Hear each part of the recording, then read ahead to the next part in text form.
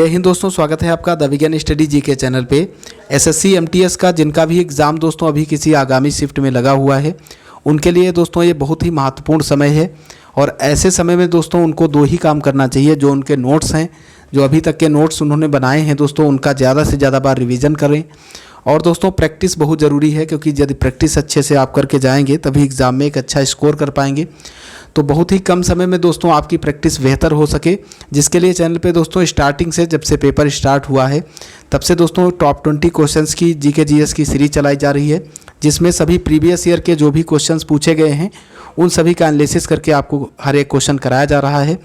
तो आप चैनल पे विजिट करके दोस्तों बहुत ही कम समय में सारी क्लासेज को अटेंड कर सकते हैं, और निश्चित ही वहाँ से आपका बेनिफिट होगा और एक ना एक क्वेश्चन आपको ज़रूर एग्जाम में देखने को मिलेगा। तो आइए चलते हैं आज की क्लास की ओर बिना किसी देरी के। दोस्तों आज की क्लास आपके सामने है, आइए चलते हैं पहले क्वेश्चन की ओर।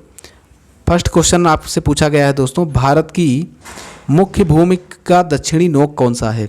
इंदिरा पॉइंट, कैलिमियर पॉइंट, इंदिरा काल या नरीमन पॉइंट? तो भारत की दोस्तों जो मुख्य भूमि है उसका दक्षिणी नोक तो दोस्तों है केप कैमोरिन। क्या है? केप कैमोरिन है दोस्तों, और जो कि ऑप्शन में यहाँ नहीं दिया है। तो ऐसी स्थिति में आपको दोस्तों कौन सा सही करना है? इंदिरा पॉइंट पे टिक करना है दोस्तों। ऑप्शन ए इसका बिल्कुल राइट हो जाएगा। और यदि इस क्वेश्चन में दोस्तों केप कैमोरिन दिया होता ऑप्शन में तो आप उसे टिक करते। इंपॉर्टेंट पॉइंट्स देखिएगा। भारत का सबसे दक्षिणी बिंदु इंदिरा पॉइंट है, जो निकोबार द्वीप समूह में स्थित है। ये दोस्तों पूछा जाता है कि जो इंदिरा पॉइंट है ये कहाँ पे स्थित है, अंडमान में या निकोबार में? तो ये निकोबार द्वीप समूह में स्थित है। अगला पॉइंट है दोस्तों, इस ग्राम का नाम इंदिरा पॉइंट भारत की भूतपूर्व महिला प्रधानमंत्री श्रीमती इंदिरा गांधी के नाम के ऊपर रखा गया है। तो ये भी दोस्तों इंपॉर्टेंट पॉइंट्स हैं। अगला क्वेश्चन देखते हैं, निम्नलिखित में से किस राज्य से होकर कर्क रेखा नहीं गुजरती है? तो कर्क रेखा इनमें से दोस्तों किस राज्य से नहीं गुजरती है, ये आपको बताना है। उड़ीसा है, गुजरात है, राजस्थान, पश्चिम बंगाल? तो इसका जो करेक्ट आंसर हो जाएगा वो होगा ऑप्शन ए दोस्तों, उड़ीसा से कर्क रेखा नहीं गुजरती है। बाकी कुल मिला के दोस्तों 8 राज्यों से भारत के कर्क रेखा गुजरती है। और कर्क रेखा दोस्तों एक क्वेश्चन पूछा जाता है, माही नदी दोस्तों जो है भारत की माही नदी, ये माही नदी दोस्तों कर्क रेखा को 2 बार काटती है। तो इसे भी आप याद रखेंगे। इंपॉर्टेंट पॉइंट्स में देखिएगा, भारत के दोस्तों कौन कौन से राज्य हैं जहाँ से कर्क रेखा गुजरती है? तो गुजरात है, राजस्थान, मध्य प्रदेश, छत्तीसगढ़, झारखंड, पश्चिम बंगाल, त्रिपुरा और मिजोरम, इन सभी से होकर के दोस्तों कर्क रेखा गुजरती है। अगला पॉइंट है, उपरोक्त में से उड़ीसा राज्य से होकर कर्क रेखा नहीं गुजरती है, ये आपको बता चुके हैं दोस्तों। अगला क्वेश्चन देखते हैं, राज्यसभा के लिए राष्ट्रपति द्वारा कितने सदस्य नामित किए जाते हैं? 2, 12, 15, 20? तो राज्यसभा के लिए राष्ट्रपति द्वारा दोस्तों 12 सदस्यों को नामित किया जाता है। ऑप्शन बी इसका बिल्कुल राइट हो जाएगा। और दोस्तों ये जो राज्यसभा में 12 सदस्यों को नामित करने का प्रावधान है, ये दोस्तों आयरलैंड से लिया गया है। कहाँ के संविधान से? आयरलैंड के संविधान से दोस्तों ये प्रेरित है, जहाँ से नीति निर्देशक तत्व लिए गए हैं। इंपॉर्टेंट पॉइंट्स में देखिएगा, भारतीय संविधान के अनुच्छेद 81 के उपबंध के अनुसार राष्ट्रपति द्वारा मंत्रिपरिषद की सलाह पर कला, दोस्तों ये जो 12 सदस्य होंगे इसके किस किस क्षेत्र से होंगे ये भी क्वेश्चन पूछा जाता है। कला, साहित्य, विज्ञान और सामाजिक सेवा, इन 4 क्षेत्रों से दोस्तों 12 सदस्यों को राष्ट्रपति के द्वारा नामित किया जाता है। तो बहुत ही इंपॉर्टेंट पॉइंट्स है, इसे आप जरूर याद रखिएगा। अगला क्वेश्चन देखते हैं, देश की सशस्त्र सेनाओं का सर्वोच्च कमांडर इन चीफ कौन है? रक्षा मंत्री, प्रधानमंत्री, तीनों सेनाओं में वरिष्ठतम चीफ, राष्ट्रपति? तो देश की जो सशस्त्र सेनाएं हैं दोस्तों उसका सर्वोच्च कमांडर होता है भारत का राष्ट्रपति। ऑप्शन डी इसका बिल्कुल राइट हो जाएगा। इंपॉर्टेंट पॉइंट्स में देखिएगा, राष्ट्रपति भारत की सशस्त्र सेनाओं का सर्वोच्च कमांडर इन चीफ है, वही बात यहाँ लिखी गई है। अगला क्वेश्चन देखते हैं। अगला क्वेश्चन है दोस्तों, एप्पल कंपनी ने भारत में अपना पहला स्टोर किस शहर में लॉन्च किया है? बेंगलुरु में, नई दिल्ली में, कोलकाता में, मुंबई में? तो एप्पल ने दोस्तों अपना जो पहला स्टोर है वो मुंबई में लॉन्च किया है। ऑप्शन डी इसका बिल्कुल राइट है। करंट अफेयर्स से रिलेटेड क्वेश्चन है ये। इंपॉर्टेंट पॉइंट्स देखिएगा, एप्पल के लिए भारतीय बाजार की अहमियत बढ़ रही है, तभी तो आईफोन बनाने वाली इस कंपनी ने आज भारत के मुंबई में अपना पहला एप्पल स्टोर खोला है। एप्पल की दोस्तों जो अहमियत है वो बढ़ रही है, जिसकी वजह से दोस्तों इसने अपना पहला स्टोर खोल दिया है कहाँ पे, मुंबई के अंदर। मुंबई के डायनेमिक स्पेस BKC के जियो वर्ल्ड ड्राइव में एप्पल ने अपना पहला स्टोर खोला है। तो ये इंपॉर्टेंट पॉइंट्स हैं, इसे भी आप याद रखेंगे। अगला क्वेश्चन आपके सामने है, एरण अभिलेख का संबंध किस शासक से है? तो एरण अभिलेख दोस्तों भानुगुप्त से संबंधित है। ऑप्शन डी इसका बिल्कुल राइट हो जाएगा। एरण नामक ऐतिहासिक स्थल मध्य प्रदेश के सागर जिले में स्थित है। कहाँ पे स्थित है दोस्तों? मध्य प्रदेश के सागर जिले में। और प्राचीन सिक्कों पर इसका नाम एरिनिक लिखा है। क्या लिखा हुआ है प्राचीन सिक्कों पे? एरिनिक नाम इसका लिखा है। किसका? एरण अभिलेख का। अगला क्वेश्चन देखिएगा। अगला प्रश्न आपके सामने है, अजंता चित्रकारी का विषय वस्तु निम्नलिखित में से किससे संबंधित है? तो अजंता की जो चित्रकारी की गई है गुफा में, वो दोस्तों स्पेशल बौद्ध धर्म से संबंधित है। ऑप्शन बी इसका बिल्कुल राइट हो जाएगा। इंपॉर्टेंट पॉइंट्स में देखिएगा, कालिदास संस्कृत भाषा के महान कवि और नाटककार थे। आप सभी को पता है दोस्तों। कालिदास अपनी इन्हीं विशेषताओं के कारण राष्ट्र की समग्र राष्ट्रीय चेतना को स्वर देने वाले कवि माने जाते हैं। और अभिज्ञान शाकुंतलम याद रखिएगा, अभिज्ञान शाकुंतलम इन्हीं की दोस्तों कृति है, जो कि कई बार एग्जाम में पूछी गई है। तो इसे भी आप याद रखेंगे। अगले क्वेश्चन की ओर बढ़ते हैं।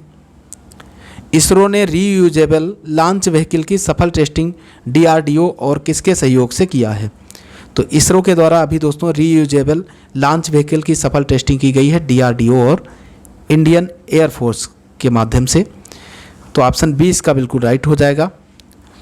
इंपॉर्टेंट पॉइंट्स देखिएगा दोस्तों, इसरो और सहयोगियों ने aeronautical test range Chitradurga Karnataka में इस टेस्ट को सफलपूर्वक इसका परीक्षण किया। और इस मिशन में DRDO और इंडियन एयरफोर्स की पूरी मदद रही है इसरो के साथ में। अगला क्वेश्चन देखिएगा, फाहियान किसके शासनकाल में भारत आया था? तो फाहियान दोस्तों चीनी यात्री था जो चंद्रगुप्त द्वितीय के शासनकाल में भारत आया था। तो ऑप्शन इसका दोस्तों यहाँ पे द्वितीय कर लीजिएगा, चंद्रगुप्त द्वितीय के शासनकाल में भारत आया था। ऑप्शन डी इसका बिल्कुल करेक्ट हो जाएगा। फाहियान एक चीनी यात्री था जो चंद्रगुप्त द्वितीय के शासनकाल में भारत आया और 399 ईस्वी से लेकर के 412 तक दोस्तों भारत में रहा। अगला क्वेश्चन देखिएगा, भारतीय प्रतीक पर उत्कीर्ण सत्यमेव जयते कहाँ से लिया गया है? ये दोस्तों लिया गया है मुंडकोपनिषद से। ऑप्शन डी इसका करेक्ट है और ये कई बार क्वेश्चन पूछा गया है, तो आप इसे जरूर याद रखिएगा। अगला क्वेश्चन देखते हैं, सिंधु अर्थव्यवस्था की ताकत थी कृषि, व्यापार, चाक पर बनाए गए मिट्टी के बर्तन, बढ़ी गिरी। तो सिंधु अर्थव्यवस्था की दोस्तों प्रमुख जो ताकत थी वो व्यापार ही थी। ऑप्शन बी इसका बिल्कुल राइट हो जाएगा। और इसके अलावा दोस्तों जो अन्य व्यवसाय के अंतर्गत था वो था दोस्तों कृषि और पशुपालन भी इनका दोस्तों व्यवसाय था। अगला क्वेश्चन देखते हैं। अगला पॉइंट दोस्तों इसमें लिखा हुआ है, उसको भी पढ़ते हैं। सिंधु सभ्यता के लोगों ने सर्वप्रथम कपास उगाना प्रारंभ किया था। इसके अलावा गेहूं, जौ, चावल का भी ये उत्पादन करते थे दोस्तों। तो कपास का उत्पादन सिंधु सभ्यता से शुरू हुआ था, आप इसे याद रखेंगे, पूछा गया है। अगला क्वेश्चन है आपके सामने, नए आर्टिफिशियल इंटेलिजेंस चैटबॉट GPT-4 को किसने लॉन्च किया है? ये करंट अफेयर से जुड़ा क्वेश्चन है। इसको दोस्तों किसने लॉन्च किया है? OpenAI ने। ऑप्शन ए इसका बिल्कुल राइट हो जाएगा। OpenAI ने दोस्तों इसको लॉन्च किया है GPT-4 चैटबॉट को। अगला क्वेश्चन देखिएगा, भारत में निम्नलिखित में से किस राज्य की तटरेखा सबसे लंबी है? तो भारत में दोस्तों जो गुजरात है, गुजरात की तटरेखा सबसे लंबी है दोस्तों। ऑप्शन सी इसका बिल्कुल राइट हो जाएगा। गुजरात की इंपॉर्टेंट पॉइंट्स में देखिएगा दोस्तों, गुजरात की 1214.7 किलोमीटर लंबी समुद्र तट की जो रेखा है, जो देश की कुल मुख्य भूमि के लगभग तट का दोस्तों 23% है। जो कुल तटीय क्षेत्र है भारत का, उसका 23% जो तटीय क्षेत्र है वो गुजरात से लगता है। यह सबसे लंबी मुख्य भूमि के किनारे वाला राज्य है। अगला क्वेश्चन देखते हैं। अगला प्रश्न है दोस्तों, GSM एसोसिएशन द्वारा किस देश को गवर्नमेंट लीडरशिप अवार्ड 2023 से सम्मानित किया गया है? तो GSM एसोसिएशन द्वारा दोस्तों गवर्नमेंट लीडरशिप अवार्ड किसे दिया गया है? भारत को 2023 में। ऑप्शन ए इसका बिल्कुल राइट हो जाएगा। बार्सिलोना में 27 फरवरी 2023 को मोबाइल वर्ल्ड कांग्रेस द्वारा आयोजित समारोह में भारत को विजेता घोषित किया गया। ये रहा इसका इंपॉर्टेंट पॉइंट्स। कब दोस्तों घोषित किया गया? 27 फरवरी 2023 को। अगला प्रश्न देखिएगा, 2021-22 के लिए आवधिक श्रम बल सर्वेक्षण रिपोर्ट के अनुसार कृषि क्षेत्र में रोजगार का अंश कितना है?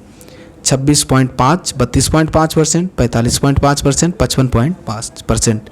तो कृषि क्षेत्र में दोस्तों 45.5% क्षेत्र जो है वो रोजगार का अंश है दोस्तों। इसमें इंपॉर्टेंट पॉइंट्स में देखिएगा 21-22 के लिए हाल ही में जारी वार्षिक आवधिक श्रम बल सर्वेक्षण रिपोर्ट के अनुसार पता चलता है कि कृषि क्षेत्र भारत में श्रम बल के महत्वपूर्ण अनुपात को 45.5% पर नियोजित करता है।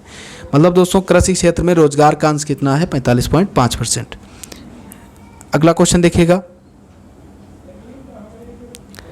मानव जनित पर्यावरण प्रदूषण कहलाते हैं। अगला क्वेश्चन है दोस्तों, मानव जनित पर्यावरण प्रदूषण क्या कहलाते हैं?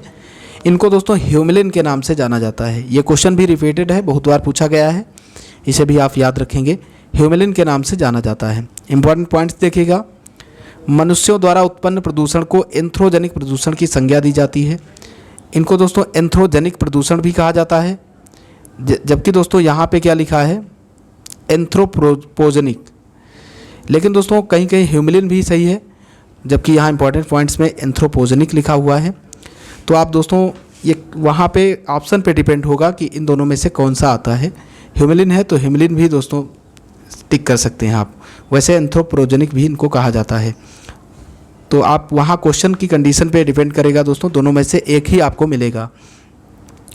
अगला पॉइंट है दोस्तों, अभिलक्षणों में होने वाला वह अवांछनीय परिवर्तन जिनसे जीवन पर नकारात्मक प्रभाव पड़ता है प्रदूषण कहलाते हैं। प्रदूषण किसे कहा जाता है? ये यहाँ पे दिया गया है।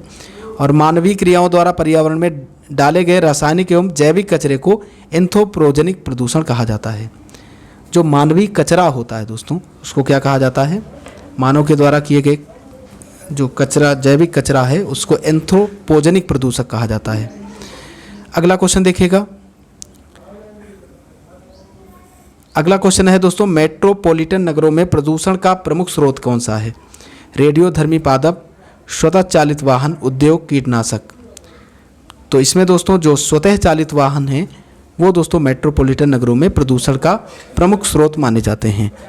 इंपॉर्टेंट पॉइंट्स देखिएगा, इंपॉर्टेंट पॉइंट्स में दोस्तों वही बात लिखी गई है, स्वतः चालित वाहन। अगला क्वेश्चन देखिएगा, निम्नलिखित में से कौन सा देश अंतर्राष्ट्रीय क्रिकेट नहीं खेलता है? Japan, New Zealand, Australia, Bangladesh. तो जापान दोस्तों क्रिकेट नहीं खेलता है, ऑप्शन ए इसका बिल्कुल राइट हो जाएगा।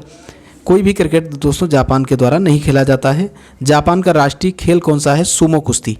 ये कई बार पूछा गया है, आप इसे याद रखिएगा। अगला क्वेश्चन देखते हैं, आज का सेकंड लास्ट क्वेश्चन है आपके सामने, भारत विश्व कप क्रिकेट का चैंपियन कब बना? तो भारत दोस्तों 1983 में जो है विश्व कप क्रिकेट का चैंपियन बना था। ऑप्शन बी इसका बिल्कुल राइट हो जाएगा। और उस समय दोस्तों कपिल देव की कप्तानी में ये चैंपियन बना था। और किसको हराया था? वेस्ट इंडीज को। इसके अलावा दोस्तों 2007 में T20 विश्व कप जीता था भारत ने, और 2011 में दोस्तों 50 ओवर का विश्व कप अपने नाम किया था। अगला क्वेश्चन, आज का लास्ट क्वेश्चन देखिएगा दोस्तों, प्रसिद्ध शतरंज खिलाड़ी गाटा कामस्की किस देश से हैं? बेलारूस, रूस, यूक्रेन, यूएसए। गाटा कामस्की दोस्तों संबंधित हैं रूस से। ऑप्शन बी इसका बिल्कुल राइट हो जाएगा। इंपॉर्टेंट पॉइंट्स देखिएगा दोस्तों, इंपॉर्टेंट पॉइंट्स आपके सामने लिखे हैं। सोवियत में जन्मे गाटा कामस्की अमेरिकी शतरंज ग्रैंड मास्टर हैं। शतरंज में उन्होंने 5 बार अमेरिकी चैंपियनशिप जीता है। तो ये दोस्तों रहे आज के क्वेश्चंस, और इसी के साथ दोस्तों आज की क्लास यहीं पे समाप्त होती है। आशा करता हूँ ये क्लास आपको पसंद आई होगी। यदि क्लास आपको पसंद आई है तो इसे लाइक कीजिए, और दोस्तों कमेंट करके बताइएगा ये क्लास आपको कैसी लगी, और ज़्यादा से ज़्यादा लोगों के पास शेयर कीजिए ताकि चैनल को और ज़्यादा मोटिवेशन मिल सके। पूरा वीडियो लास्ट तक देखने के लिए आपका बहुत बहुत धन्यवाद। जय हिंद, जय भारत।